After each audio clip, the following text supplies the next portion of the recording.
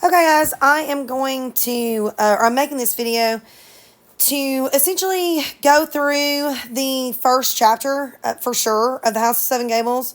I may do more. For right now, I'm definitely going to focus on the first chapter. I probably will do the second. I may go as far as the fourth, but by the fourth chapter, you will definitely be on your own. I want you to understand Hawthorne, and he's difficult to understand, largely because he goes off in tangents. He will be telling you something and he adds in this middle information. Like the beginning of the sentence will be his main point. Like he'll say something like, "Oh, the girl wore a blue dress," and then there'll be a comma, and then he'll have this whole tangent in the middle about how her mom made the dress and all this other stuff, and then at the end of the sentence he'll come back to the girl, like the blue dress aspect. So at times he is hard to follow, even for me. So I am going to explain as much as I can, at least through the beginning of it. I will tell you now a couple of things. One, the annotation aspect for honors, or even for dual, if you're doing it in dual. I know honors has to do it, but if you decide you want to annotate in dual, I do have a separate video for that. It's not over House of Seven Gables. It's over the lottery, and it's a fairly lengthy video. But if you skip to around 10 minutes, you can see where I actually start annotating the story, the lottery. The first beginning of that video goes over just in general, ways that you can annotate. When you watch that video, if you do watch it, keep in mind that you do not have to annotate the exact same way I do. It's just more to give you a general idea if you just kind of have no footing for that, especially if you're an honor student that this is your first honors class. You definitely should watch it. That video. I'm sorry, y'all. Let me get a drink of water. Okay. That didn't help. Anyway, you definitely should watch it if you don't really know what you're doing with annotations and you want to make a solid grade. Again, you don't have to annotate the way I do in that video, but I do recommend it. Now, to get back to this video, I am going to read. It is going to be a slow process. I am going to read and explain. So I will stop and explain stuff, so it will be a much longer video than if you were just listening to the audio of another video. You are more than welcome to just listen to the audio that someone else has done on YouTube or through Audible. If that is what you'd like to do, I will not be upset. Just know that you do need to understand what you're reading and follow it well so that you can do well within, all the stuff that we're going to do with House of Seven Gables. So if you do feel completely lost with Hawthorne, I would recommend you, listening at least to the beginning, at least to the first chapter to help get you started. Okay? I'm going to do the first chapter in 2 videos because it's long. So here we go. Let's get started. All right. So I am recording this reading it off my Kindle. So I'll go through highlights, but I have discovered it won't show you what I type or anything like that. So I'll just explain as best I can. All right, chapter 1, The Old Pension Family. Halfway down a by street of one of our New England towns stands a rusty wooden house with 7 acutely peaked gables, facing towards various points of the compass, and a huge clustered chimney in the midst. The street is Pension Street. The house is the old pension house, and an elm of wide circumference, rooted before the door, is familiar to every town-born child by the title of the pension elm. So I highlighted this because this would definitely be symbolic. Trees in general in literature, especially if they're a recurring tree, are symbolic.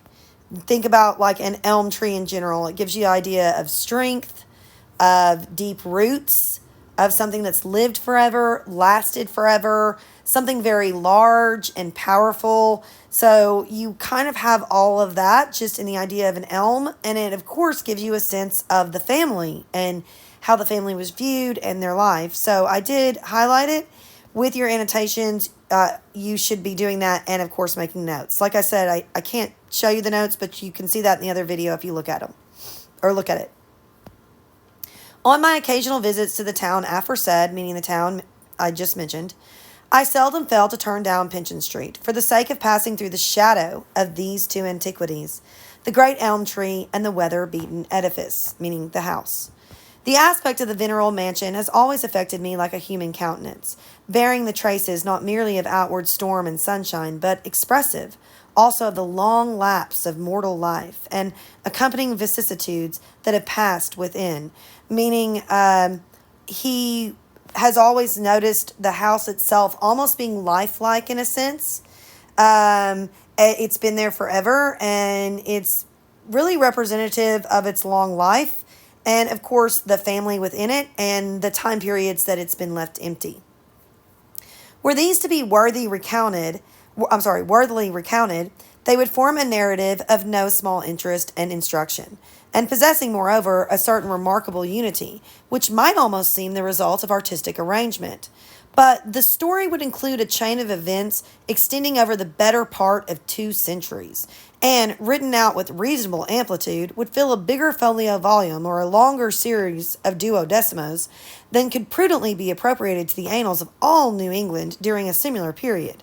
Meaning, the story, the true backstory of the house and all its inhabitants, like their backstory, it's such a large story that essentially he tells you that he can't tell it all to you here. There's really no way.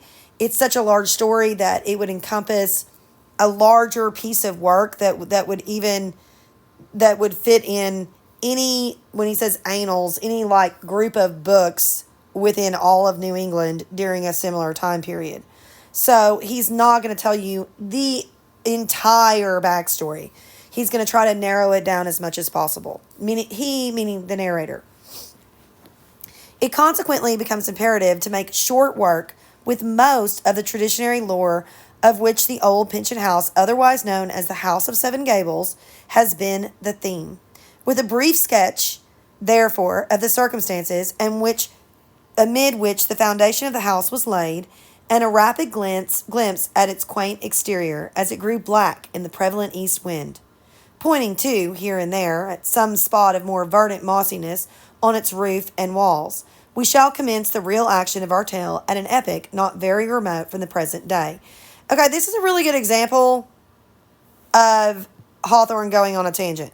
So if you cut out this little middle part and you read it with a brief sketch, therefore, of the circumstances amid which the foundation of the house was laid, meaning the house was built, so I'm going to give you a brief backstory of when the house was built, and a rapid glimpse at its quaint exterior, and I'm going to quickly tell you about what it looks like as it grew black in the prevalent east wind. So as it grows old and deteriorates, we shall commence the real action of our tale at an epoch not very remote from the present day.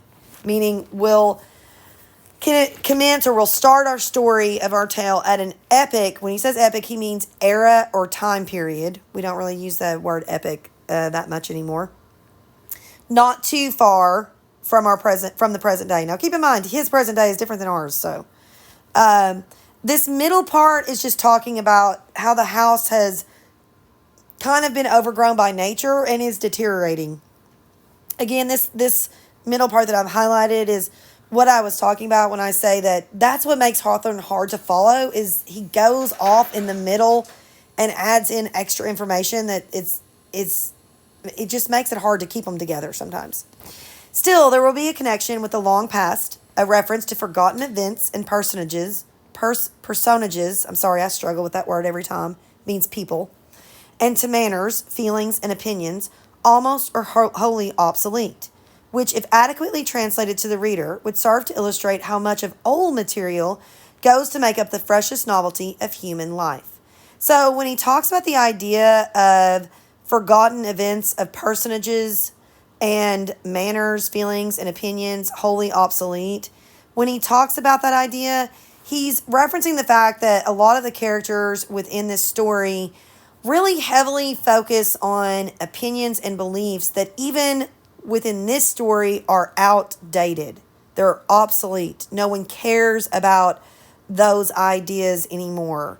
As an example, you'll see Hepzibah within the story really focus on the idea of being a lady, meaning a rich aristocrat who doesn't work, who just has money and lives off taxpayer money and that kind of stuff off her land. Um, but those are old, outdated beliefs that no one really cares about. But he also remarks at the end of that much of this old material does still affect, the new generation, new life, the future generation. Even though it is obsolete and outdated, it still affects it. Hence, too, might be drawn a weighty lesson from the little regarded truth that the act of the passing generation, so what we do now, is the germ, is like the beginning or what the creation, which may and must produce good or evil fruit in a far distant time. Essentially, you sow what you reap what you sow. What you do now in your own life, it may not affect you, but it will ultimately, good or bad, affect either future you or future generations. That together with the seed of the merely temporary crop, which mortals term expediency, they inevitably sow the acorns of a more enduring growth, which may darkly overshadow their posterity. Again, we have I'm sorry about my voice crack. My throat is really scratchy, so. Anyway, again, we have a reference to the idea of the tree. Think about acorns. Where do they grow? They grow in trees. The idea of this enduring tree, right? Like the elm with the enduring growth. But he's reiterating this idea that what we do in the past, these things, the acorns that we sow, we may not feel like it'll last forever, but they do endure. And while our choices now may make us have posterity, right? Meaning grow in wealth or, look, it tells you. I don't know if you can see that. Grow in wealth or, I don't know, things that we gain in life, wealth, happiness, whatever. It will, the negative aspects could possibly overshadow that positiveness in the future. The house of Seven Gables, antique as it now looks, was not the first habitation erected by civilized man on precisely the same spot of ground. Pinchin Street formerly bore the humbler appellation of Mall's Lane, meaning it used to be named Mall's Lane, from the name of the original occupant of the soil, meaning the first person who lived on that land, before whose cottage door it was a cowpath. So, essentially, you have a guy named Mall, you'll learn in a minute that his name is Matthew Mall, builds a house on this land. At the time that he builds it, it's a dirt road, there's a dirt path, all that kind of stuff. It's old. It's a little cottage. We know that the house is going to be built on that land and that it will no longer be named Mall's Lane, it will be named Pinchin Street. A natural spring of soft and pleasant water, a rare treasure on the sea-girt peninsula. So also on this land next to the house is a natural spring.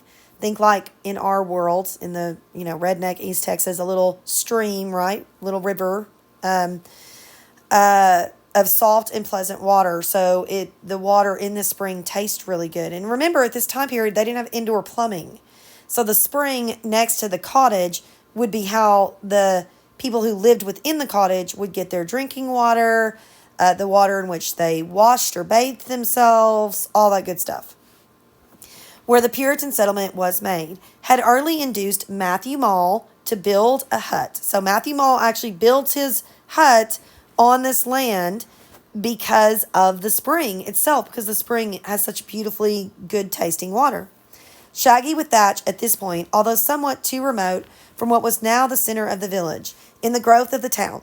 However, after some 30 or 40 years, the site covered by this rude hovel had become exceedingly desirable in the eyes of a prominent and powerful person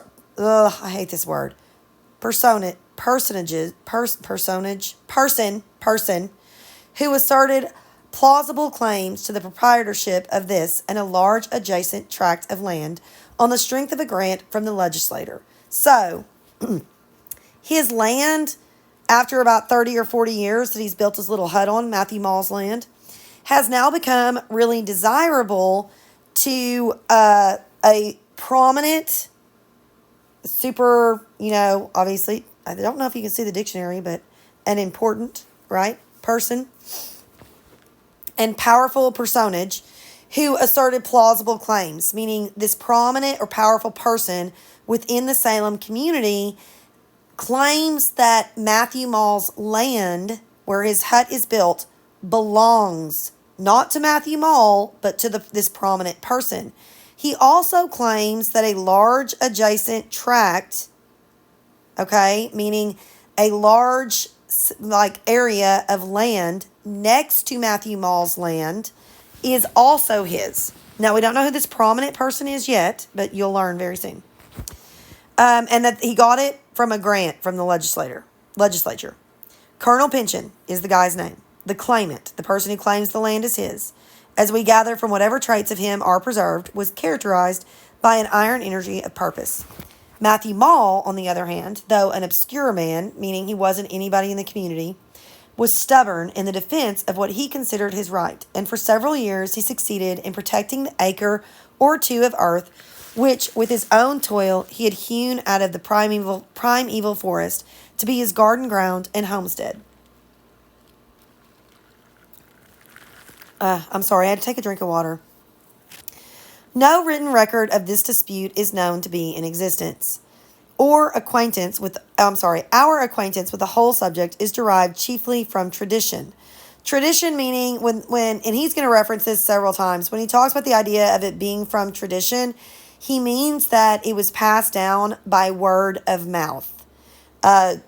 Stories told like traditionally, so to speak, old stories like the Odyssey and mythology and all those things were told in what's known as the oral tradition, meaning they were told by word of mouth.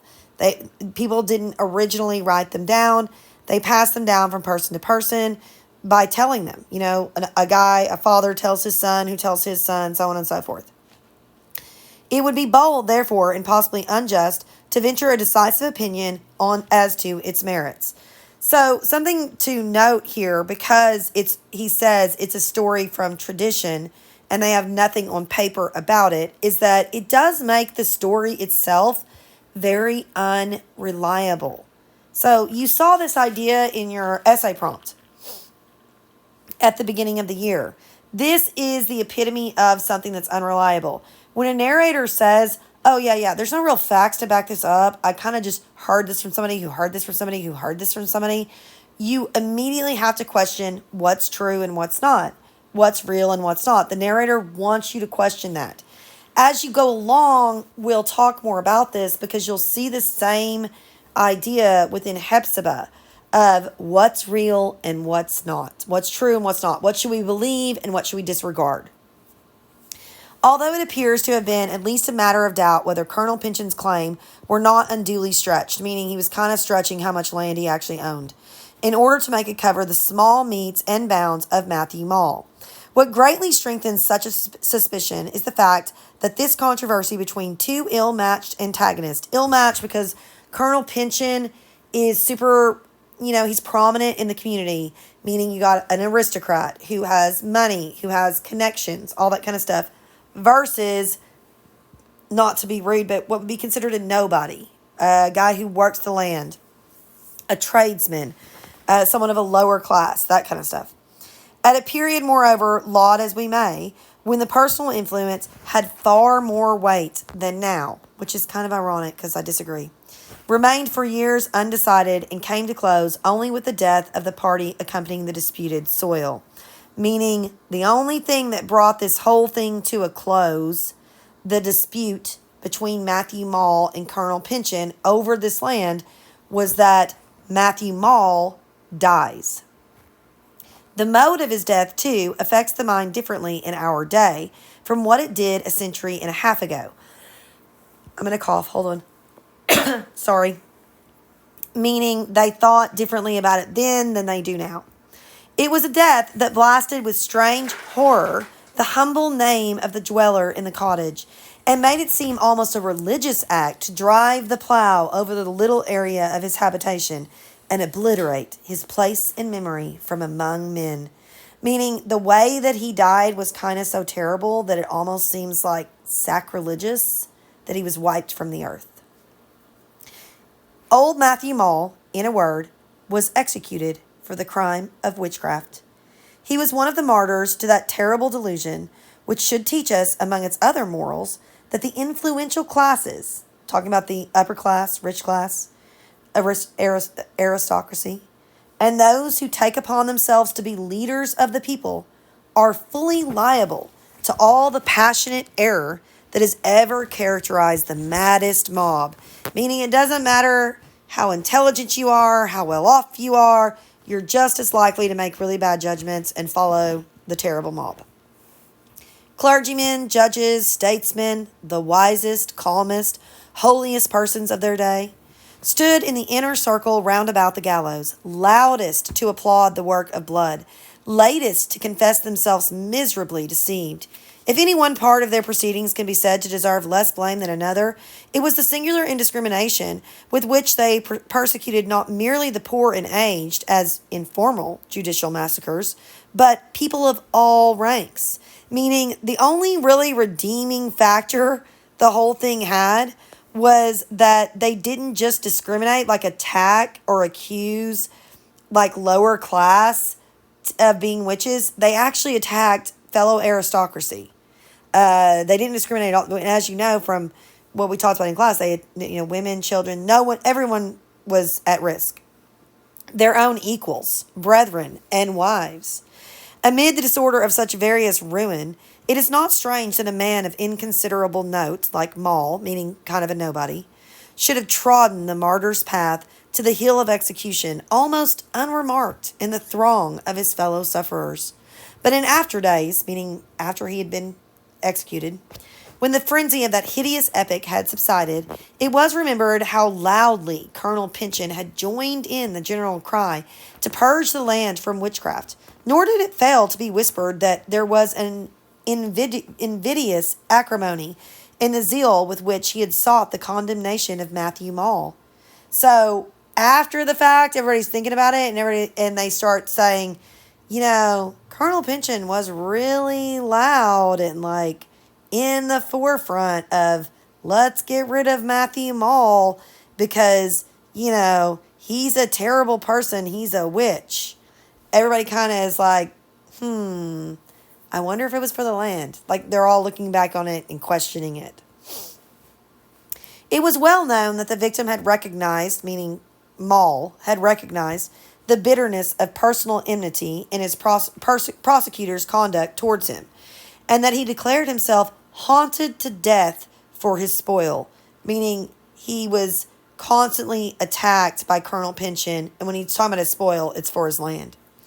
At the moment of execution, with the halter about his neck, meaning the rope is around his neck, and while Colonel Pynchon sat on horseback, grimly gazing at the scene, Mall had addressed him from the scaffold and uttered a prophecy of which history, as well as fireside tradition, has preserved the very words.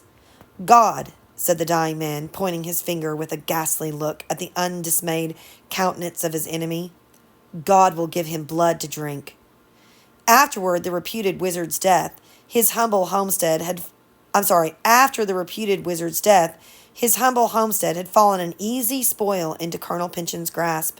When it was understood, however, that the colonel intended to erect a family mansion, spacious, ponderously framed of oaken timber, and calculated to endure for many generations of his posterity, over the spot first covered by the log-built hut of Matthew Mall, there was much shaking of the head among the village gossips, meaning the town did not agree with it. They were like, not necessarily they looked bad at Colonel Pynchon, but you're talking about a very superstitious time period. I mean, they believed, there were terrible things in the dark. I mean, obviously, they believed in witches, right? But it was like bad omen, bad juju, if you will, to build your house on this kind of cursed already land. Without absolutely expressing a doubt whether the stalwart Puritan had acted as a man of conscience, meaning like the reason why he condemned Matthew Mall was good or bad, they didn't necessarily question that, and integrity throughout the proceeding, which had been sketched, they nevertheless hinted that he was about to build his house over an unquiet grave.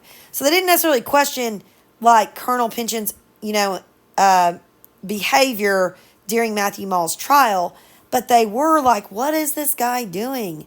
Like, there's Matthew Mall has cursed him from the gallows. He's cursed him. His dying words were to curse you. So his grave is, he's not at rest. And so they don't understand him, Colonel Pynchon, building his house on this land.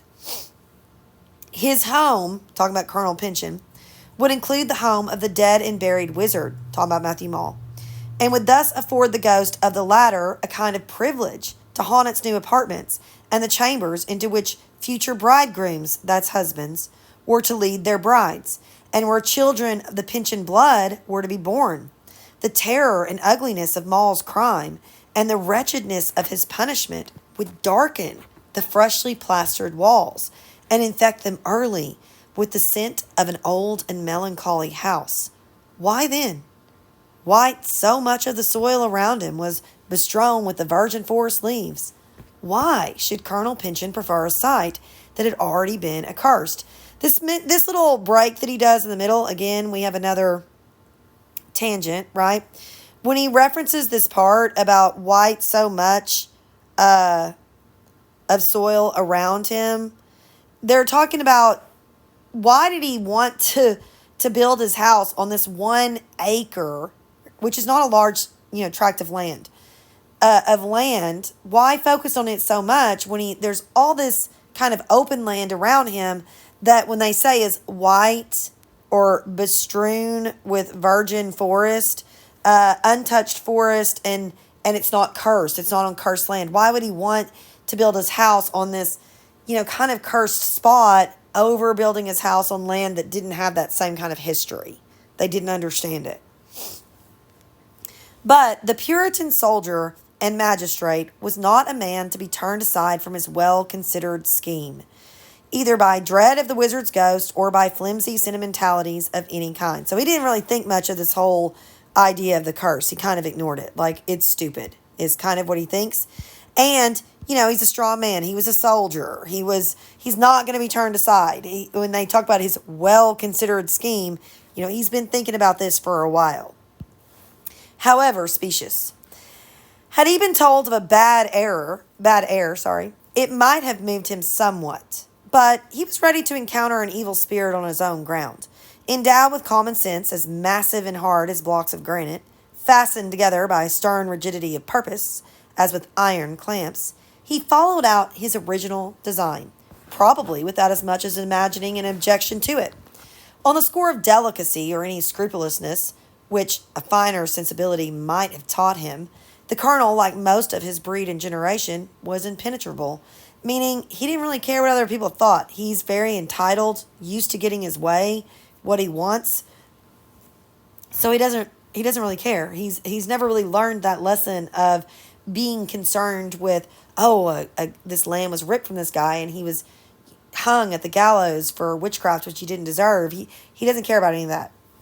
He wasn't taught that, as his breed and generation are very entitled.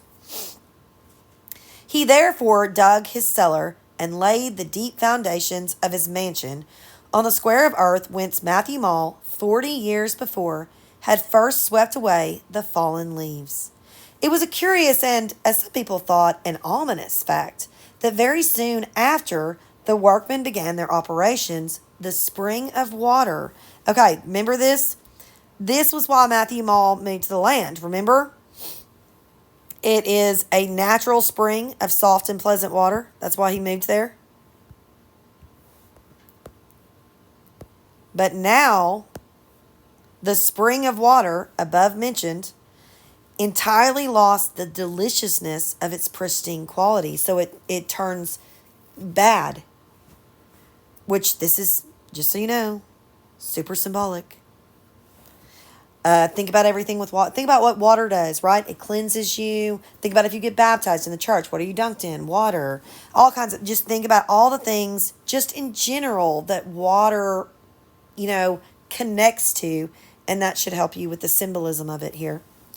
Whether its sources were disturbed by the depth of the new cellar, or whatever subtler cause might lurk at the bottom, it is certain that the water of Mall's Well, as it continued to be called, grew hard and brackish. Even such we find it now, and any old woman of the neighborhood will certify that it is productive of intestinal mischief to those who quench their thirst there, meaning if you drink from it, it will upset your stomach, give you diarrhea or whatever, make you sick. The reader may deem it singular that the head carpenter of the new edifice, again, new house, was no other, than the son of the very man from whose dead grip the property of the soil had been wrested. So it's Matthew Mall's son who is the head carpenter. Not improbably, probably, he was the best workman of his time, or perhaps the colonel thought it expedient, or was impelled by some better feeling, meaning like kindness in a sense, thus openly to cast aside all animosity against the race of his fallen antagonist. Nor was it out of keeping with the general coarseness and matter-of-fact character of the age that the son should be willing to earn an honest penny. You had to take what you could at this time period, is what that means. He would have done it. He needed the money. He needed to survive, all that kind of stuff. Or rather, a weighty amount of sterling pounds from the purse of his father's deadly enemy. At all events, Thomas Mall, Matthew Mall's son, became the architect of the house of Seven Gables, and performed his duties so faithfully that the timber framework fastened by his hands still holds together. Thus the great house was built, familiar as it stands in the writer's recollection, for it has been an object of curiosity with him from boyhood, both as a specimen of the best and stateliest architecture of a long past epoch, and as a scene of events more full of human interest, perhaps, than those of a gray feudal castle, meaning like knights and all that kind of stuff. You could tell a knights and dragons story, and this one's even more interesting than that. Familiar as it stands in its rusty old age, it is therefore only the more difficult to imagine the bright novelty with which it first caught the sunshine. So the narrator essentially is telling you he's a boy who has seen the house. And at this point, looking back on it, knowing the house history, it looks so run down and kind of, rusty and old at this point that it's hard to imagine it ever being bright and sunny and beautiful, right? The impression of its actual state at this distance of 160 years darkens inevitably through the picture which we would fain give of its appearance on the morning when the Puritan magnate, meaning Colonel Pynchon, bade all the town to be his guest. A ceremony of consecration, festive as well as religious, was now to be performed. So he's inviting everybody to what we would call a party, okay? A prayer and discourse from the Reverend Mr. Higginson, and the outpouring of a psalm from the general throat of the community, like a song, anyway, was to be made acceptable to the grosser sense by ale, cider, wine, and brandy in copious effusion, and as some authorities aver, by an ox, roasted whole, or at least by the weight and substance of an ox, in more manageable joints and sirloins. The carcass of a deer shot within 20 miles had supplied material for the vast circumference of a pasty. A codfish of 60 pounds, caught in the bay, had been dissolved into the rich liquid of a chowder. The chimney of the new house, in short, belching forth its kitchen smoke, impregnated the whole air with the scent of meats, fowls, and fishes, spicily concocted, and odoriferous, meaning you can smell the herbs, and onions in abundance. The mere smell of such festivity, making it its way to everybody's nostrils, was at once an invitation and an appetite. So essentially, this whole little section right here, I'll highlight it for a second. I'm not going to leave it highlighted probably. That Colonel Pynchon has a party. He invites the Reverend, which they talk about right here, right, to bless the house, to say a prayer. And then everybody's supposed to sing a religious song. And drink is all happening right here. He's offering them drinks. And then he's going to feed them. There's an ox that he's going to feed them. There's, what else you got? A deer that was shot that will, as they say, make a pasty, kind of like a finger food. Think like, well, I mean, this is a terrible analogy, but like if you went to a football party and they served you little hamburger sliders, stuff like that. A codfish, which is just a fish, right? A type of fish that makes a chowder. And then, of course, I thought there was a bird somewhere in that, but I may have missed. Anyway, all this food, essentially. And they're cooking it in the house, and the smell is coming out of the chimney. Everybody in the town can smell it, and they're all invited. And because of the smell kind of circulating through the town of all this great food being cooked, everybody in town is going to come and enjoy this great meal. Let me get rid of this if I can. There's a way to. I don't remember how. Okay, well, we'll just leave it highlighted. Mall's Lane, or Pinchin Street, as it were now more decorous to call it, meaning like people consider it more respected or, good natured, whatever, respectful to call it Pinchin Street, was thronged, meaning tons of people, at the appointed hour, as with the congregation on its way to church. All, as they approached, looked upward at the imposing edifice, which was henceforth to assume its rank among the habitations of mankind. There it rose, a little withdrawn from the line of the street, talking about the house, but in pride, not modesty. Its whole visible exterior was ornamented, meaning decorated, with quaint figures, conceived in the grotesqueness of a Gothic fancy, and drawn or stamped in the glittering plaster, composed of lime, pebbles, and bits of glass, with which the woodwork of the walls was overspread.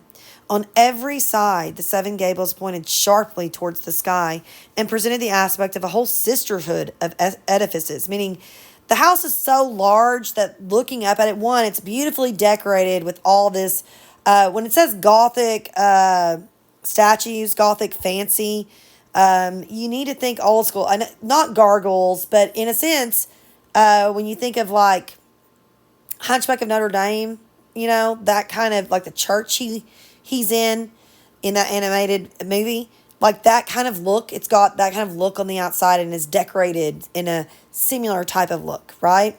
And then looking up at these gables, which I pointed out to you in class, it's like the little triangular pitched roof portions.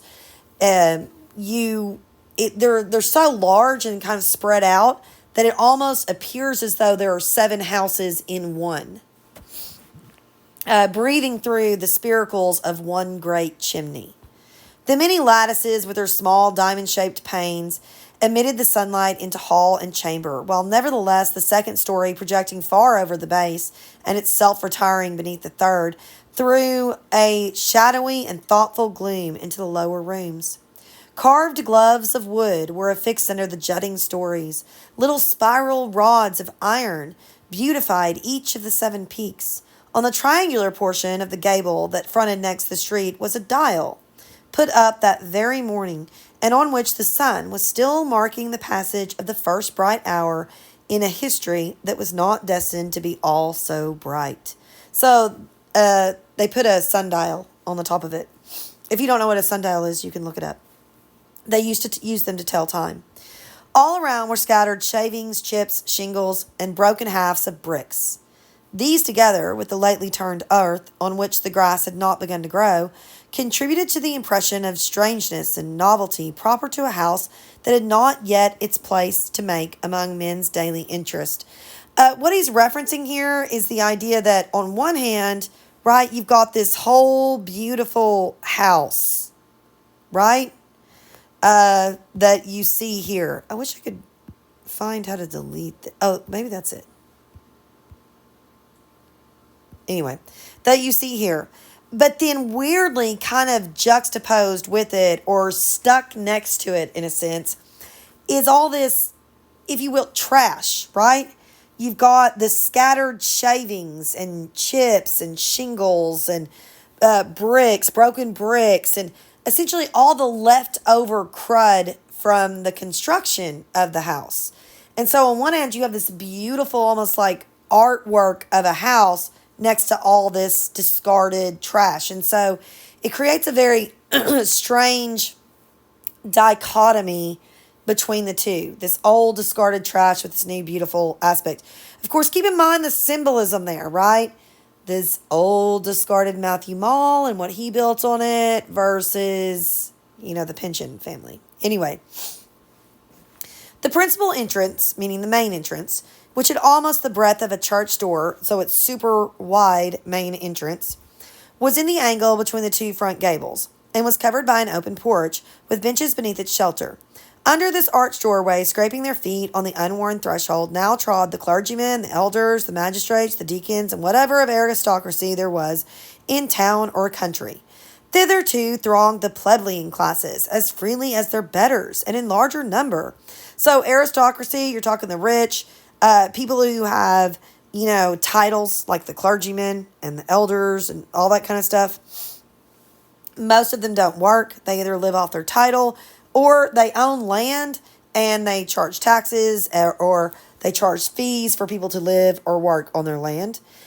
They're here at this house in the celebration, but weirdly, again, you have this dichotomy, like these two sides of a coin placed together, because with them is also the plebeian classes. Plebeians, I don't know if you guys can see the dictionary. It pops up on the side. It tells you over here, right? They're a member of lower class. Essentially, they're tradesmen, they're workers. That's the working class. So you have this weird two sides of the coin, weird dichotomy between this upper elite with this lower group, right? Kind of being shoved together. In the lower group, there's even a larger number of them. Just within the entrance, however, stood two serving men. Serving men would be like people standing there passing out drinks, directing people where to go.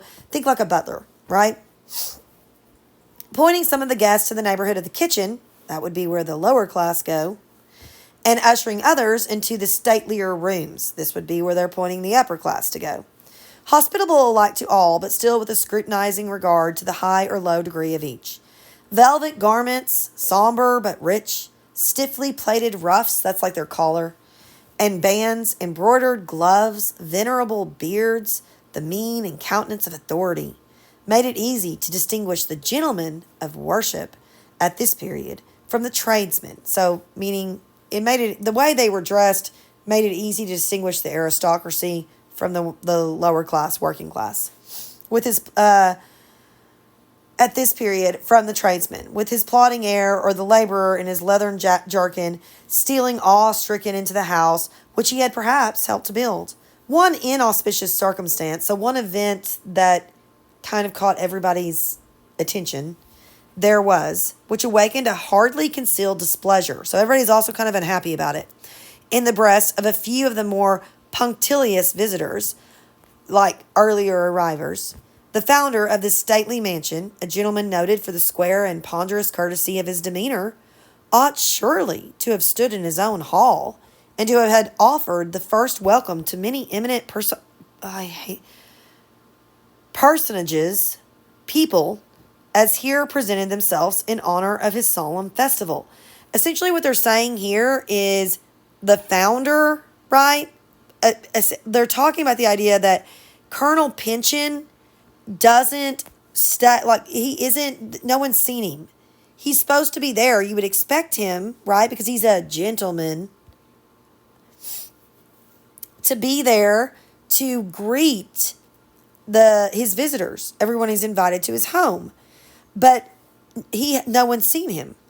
They haven't seen him yet. And it has not gone unnoticed, right? Remember, they are displeased about the fact that they have not seen him. He's not there to welcome anyone. And so they're kind of, surprised by that, especially when it says the eminent personages, people, those eminent people, the important people. He's not even there to welcome them. He was as yet invisible. The most favored of the guests had not beheld him. So the most important person there still had not seen him. This sluggishness on Colonel Pynchon's part, meaning like his slowness to get out and greet his guest, became still more unaccountable when the second dignitary of the province made his appearance, and found no more ceremonious a reception. The lieutenant governor, although his visit was one of the anticipated glories of the day, had alighted from his horse and assisted his lady from her side saddle, and crossed the colonel's threshold without other greeting than that of the principal domestic. So he hadn't been greeted by anybody but the serving man. This person, the serving man, remember they mentioned him way over here. Again, This is Hawthorne for you. This person, a gray-headed man of quiet and most respectful deportment, found it necessary to explain that his master still remained in his study, meaning Colonel Pynchon is still in the study, or private apartment, on entering which an hour before he had expressed a wish on no account to be disturbed. So the serving man tells the lieutenant governor that he went into the private study an hour before, and Colonel Pynchon told the serving man that he did not want to be disturbed. "Do not you see, fellow," said the high sheriff of the county, taking the servant aside, "that this is no less a man than the lieutenant governor? Summon Colonel Pynchon at once. I know that he received letters from England this morning, and in the perusal and consideration of them an hour may have passed away without his noticing it. But he will be ill-pleased, I judge, if you suffer him to neglect the courtesy due to one of our chief rulers, and who may be said to represent King William, in the absence of the governor himself. Call your master instantly."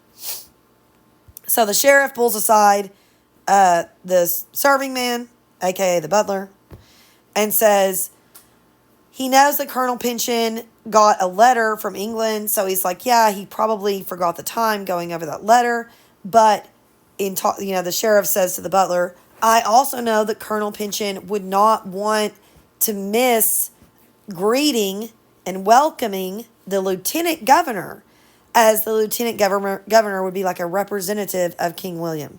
And so he's like, "Go call your master. Go call Colonel Pynchon."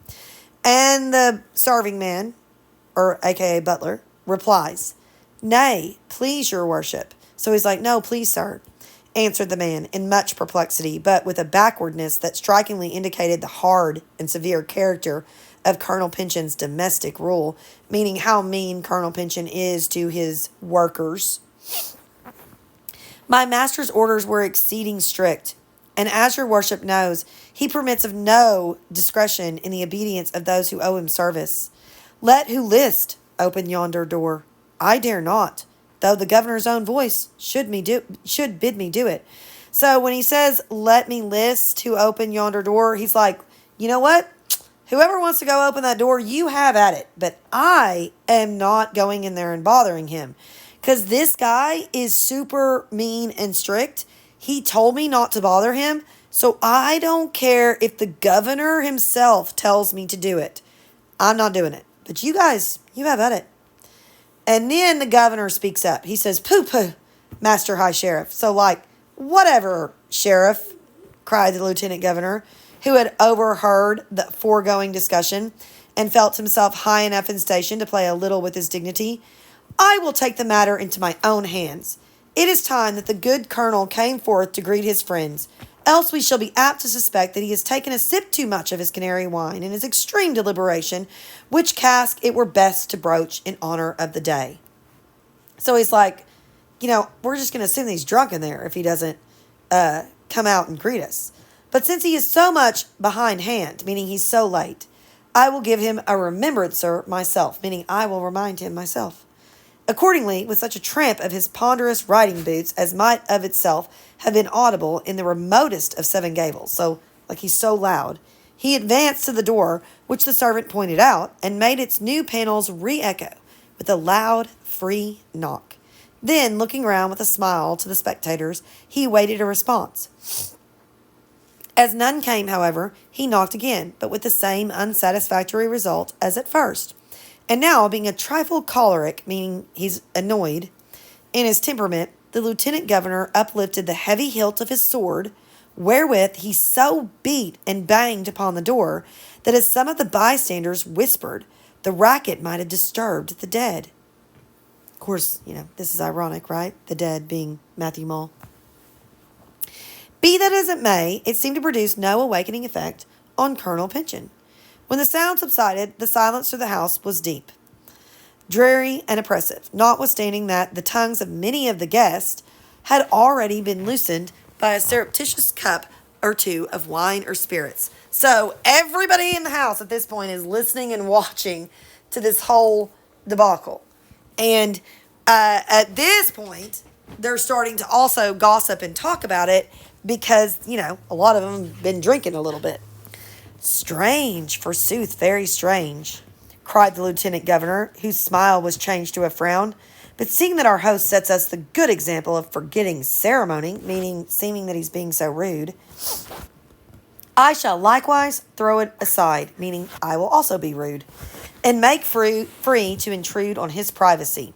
He tried the door, which yielded to his hand, and was flung wide open by a sudden gust of wind that passed, as with a loud sigh, from the outermost portal through all the passages and apartments of the new house. It rustled the silken garments of the ladies, and waved the long curls of the gentlemen's wigs, and shook the window hangings and the curtains of the bedchambers, causing everywhere a singular stir, which yet was more like a hush, a shadow of awe and half fearful anticipation. Nobody knew wherefore, nor of what, had all at once fallen over the company. So, like when he opens the door, there's this rush of wind, but there's such a creepy vibe that goes through the house that everybody is kind of like, oh my gosh, what's going to happen? It's like that moment in a horror movie where you know the girl's about to get killed and you're really nervous. It's all that moment. They're all really quiet. They thronged, meaning they all kind of gathered together, however, to the now open door, pressing the lieutenant governor in the eagerness of their curiosity into the room in advance of them. At the first glimpse, they beheld nothing extraordinary, a handsomely furnished room, meaning like a beautiful room, of moderate size, somewhat darkened by curtains, books arranged on shelves, a large map on the wall, and likewise a portrait of Colonel Pynchon, beneath which sat the original colonel himself in an oaken elbow chair, with a pen in his hand. Letters, parchments, and blank sheets of paper were on the table before him.